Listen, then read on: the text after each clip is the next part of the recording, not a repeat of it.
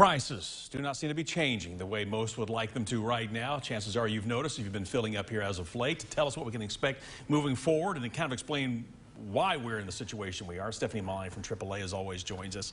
So Stephanie, let's start things off. Tennessee's average, we were just talking about this in the break, is above $4. This is a first. It's the first for a while. in at least 5 weeks. Yeah. So back in March, we were seeing prices over $4. Right now, the Tennessee average is $4.08, and that's an increase of 16 cents from last week. So yes, you're going to see some sticker shock when you go to fill up. Maybe you already did over the weekend. But we did see prices higher than this back on March 11th. The highest recorded average was $4.12. Okay. So we're not there yet, but we're in the ballpark. Yeah, unfortunately, we're back in the ballpark. Yeah. Before I ask you more about moving forward, how about Knoxville right now? Where are we standing? Yeah. So Knoxville's average only increased by 12 cents. Wow. So the state 16, Knoxville 12. Exactly. Okay. Just for a little bit of silver lining, Johnson City increased 22 cents. Okay. So we didn't see the highest increase. We are the third highest, tied with Memphis, and our average right now is $4.12. Okay. So Knoxville's average is what the state average was, the highest recorded back in March.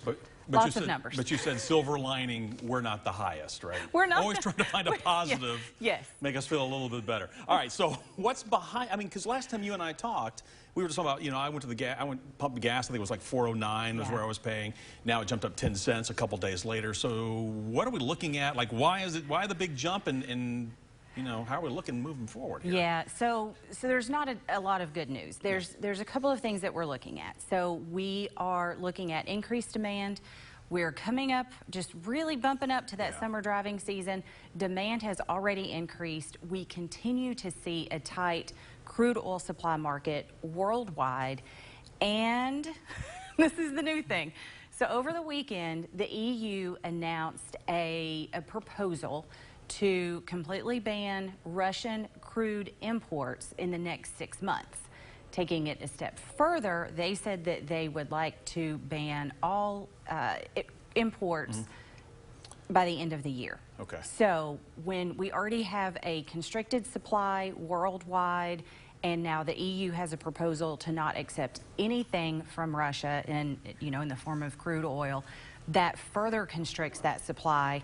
There's not a quick fix for this. Right. So really the forecast is more volatile prices to come. And as you and I have also mentioned in the past, whether you like it or not, what happens in Europe is going to impact us just the same way whatever happens here is going to impact our friends in Europe. So yeah, and we've seen this kind of dynamic play out over the years. The uncertainty of how long this conflict is going to last, when other countries can start increasing their supply. Those are some unknowns that really do continue to cause volatility. All right, Stephanie, appreciate you coming by, kind of giving us an idea of what's going on. It's not great news, but Lori, that's what's happening.